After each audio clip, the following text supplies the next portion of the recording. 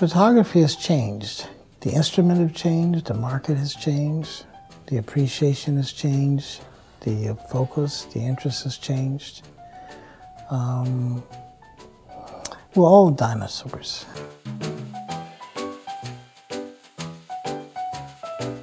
My name is Chester Higgins, Jr., and I'm a photographer. I'm from Alabama. The reason I picked up the camera was out of love, to give a visual expression of my love of my relatives and my people. But living in the 60s and feeling compelled to be a part of the civil rights movement and seeing the visual travesty that was happening by the local media, it caused me to hitch up my passion for the love of my people to a political agenda. I had to create. I felt the urge, I felt the need, I felt the responsibility to use this camera to create these authentic moments visually. I've used the camera as my passport, essentially, to not only to capture and bring an authentic light to the domestic reality of the African American, but also to capture and to reaccess for myself the imagery of the African, the continental African, and the history of people of African descent.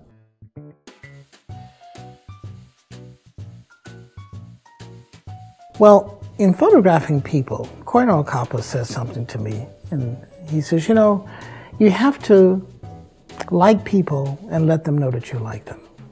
You have to find a way to integrate that into your own personality. And for me, I do love people. And I've learned a couple of things. One is that in photographing people, you should not have judgment. Because fundamentally, I believe that at any given moment, people are doing the best that they can. You may think it should be different.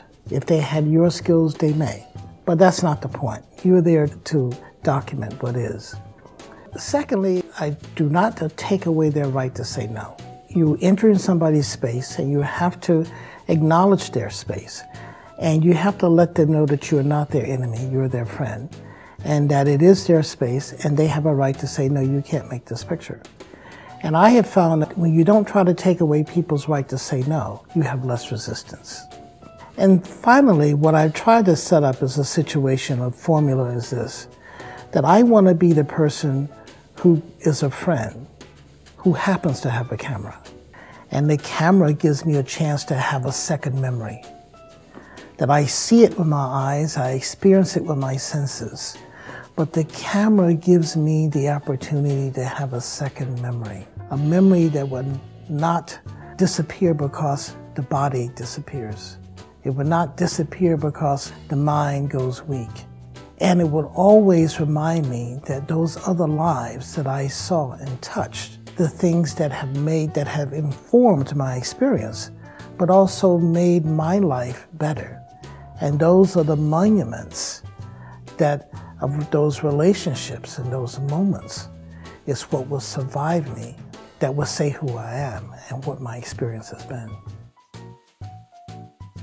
The authentic image of people of African descent is blank. I'm not saying that there is not an image, but the image has been an image that has been imposed essentially upon us by people who don't like us. So the image we have gotten is a distorted image.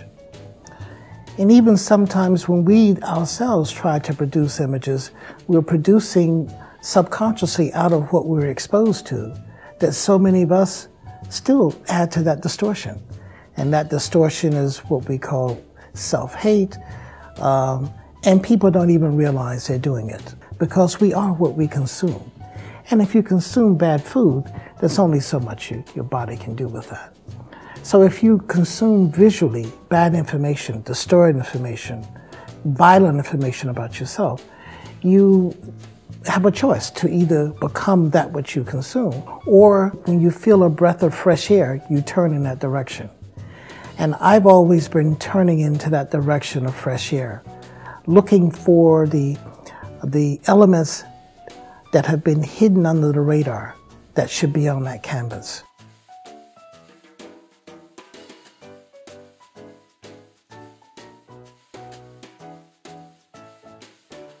What's important about light when I make a photograph is drama.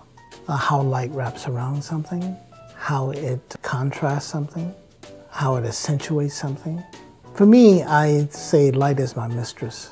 One day I was meeting with Sarkowski. He wanted to look at my work, and he decided that there's a couple of prints he wanted to have in the collection. And he said to me, he says, you know, what I don't see in your work is the time of day. I said, huh. To me, that was a very seminal moment, because it made me pay closer attention to light and see that light speaks. She speaks in so many different times of day in so many different ways. The light is the modifier of the subject. And I have the choice of how I want to play that modification, because I know where it is. And I know if I should change myself in position in relation to it, if I should change the subject, or use it as it is. But I'm constantly aware of what it is and what she's doing, the light, my mistress. Most times it's just me and the camera, but sometimes I have to, like a sculptor, construct the light. And I take that a step further when I go abroad. Sometimes I work in Ethiopia. I've made a mobile New York City fashion studio with high-risers, backdrops, diffusers, aluminum battery strobes. And I go village to village. I have 2 cars. One car is full of nothing but lighting equipment. The other car is full of camping and kitchen equipment. So I spend 6 weeks doing this, traveling from different places, camping out, making essentially a visual census of a certain kind of person that's representative of the people whom they live with among in different villages. I'm interested in the spirit that exists in everything, because all things exist at the pleasure of the spirit. So whenever I photograph a thing or a person, what is visually apparent to me is only the beginning reference point. What I like to do, essentially, I like to dive right into it. To dive behind the face, behind the facade, behind the moment, to capture the thing that is universal in that person, in that thing, that is riding on spirit time. So in some ways, I relish being what I call a spirit catcher, because that's what I'm after. All this other stuff is fine.